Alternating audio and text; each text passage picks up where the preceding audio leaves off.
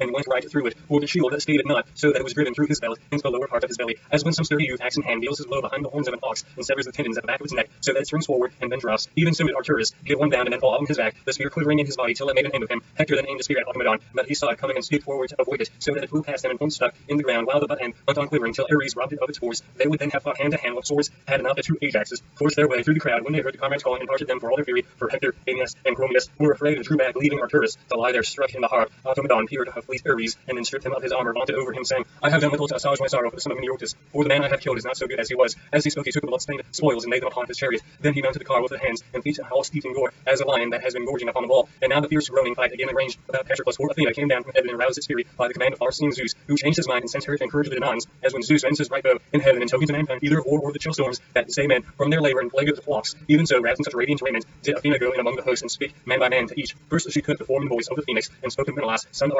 Atreus, who was standing near her. Menelaus, said she, it will be shame and dishonor to you if dogs tear the noble comrade of Achilles under the walls of Troy. Therefore be staunch and urge your men to be so also. Menelaus answered, Phoenix, my good old friend, may Athena vouchsafe me strength, and keep the darts from off me, for so shall I stand by Patroclus and defend him. His death has gone to my heart, but Hector is a raging fire and deals his blows without ceasing, for Zeus is now granting him a time of triumph. Athena was pleased at his having named herself before any of the other gods, therefore she put strength into his knees and shoulders and made him as bold as a fly, which though driven off will yet come again and bite it if it can, so dearly does it love man's blood. Even so bold as this did she make him as he stood over Patroclus, and through his spear now there was among the Trojans a man named Odes, son of Eetion, who was both rich and valiant.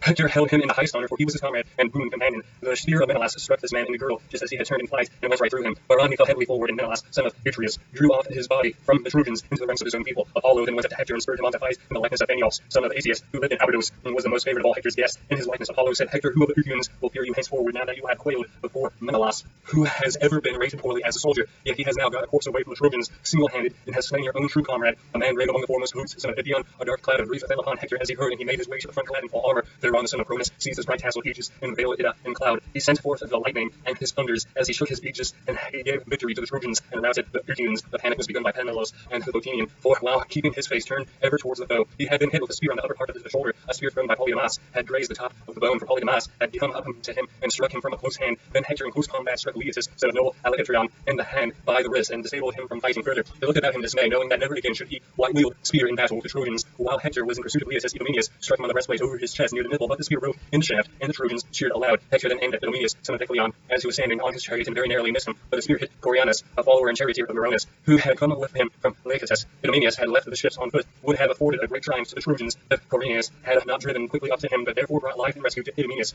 but himself fell by the hand of murderous Hector, for Hector hit him on the jaw under the ear. The end of the spear drove out his teeth and cut his tongue in two pieces, so that he fell from his chariot and let the reins fall to the ground. Meroneus gathered them up from the ground and took them into his own hands, and then said to Idomeneus, lay on until you get back to the ships, for you must see that the day is no longer ours. On this, Idomeneus lashed the horses to the ships, for fear had taken hold upon him.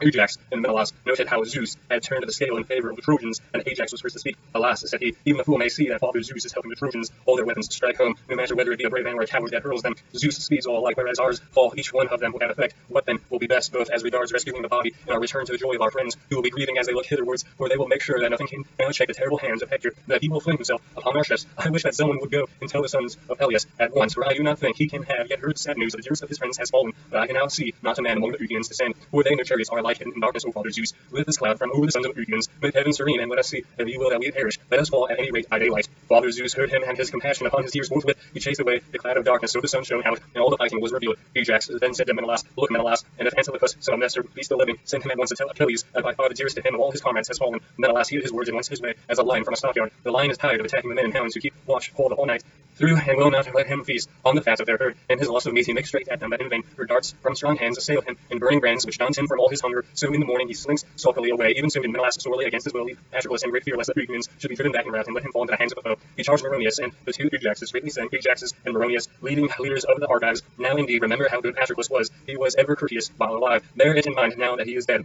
With this, Menelaus left them, looking round him as keenly as an eagle, whose sight they say is keener than that of any other bird. However high he may be in the heavens, not a hair that runs can escape him by crouching under bush or thicket, for he will swoop down upon it and make an end of it. Even so, O Menelaus, did you keen eyes range around the mighty host of your followers to see if you could find the son of Nestor still alive. Presently Menelaus saw him on extreme left of the battle, cheering on his men.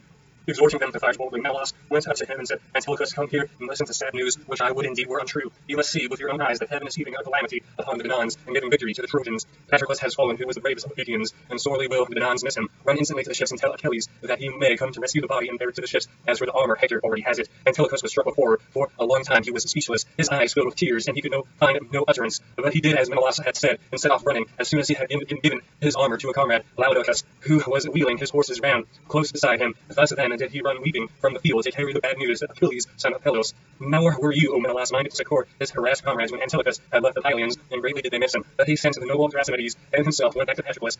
He came running up to the two Ajaxes, and said, I have sent Antilochus to the ships to tell Achilles, but rage against Hector as he may, he cannot come, for he cannot fight without armor. What then will be our best plan, both as regards rescuing the dead and our own escape from death amid the battle cries of the Trojans? Ajax answered Menelaus, you have said well. Do you then and Romes stoop down, raise the body, and bear it out of the fray, while we two behind you keep off Hector and the Trojans, one in heart as in name, and long used to fighting side by side with one another.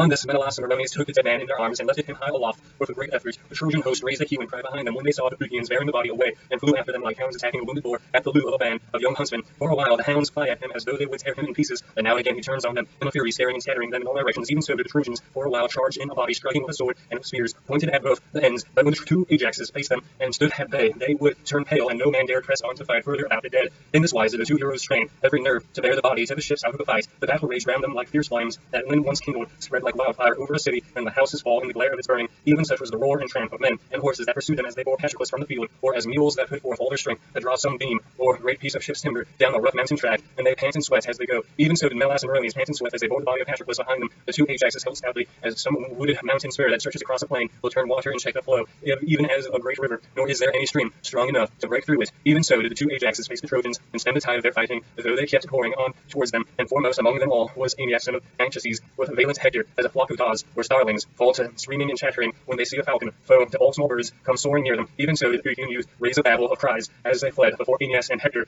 unmindful of their former prowess. In the wrath of the Danaans, much goodly armor fell round about the trench, and of fighting there was no end.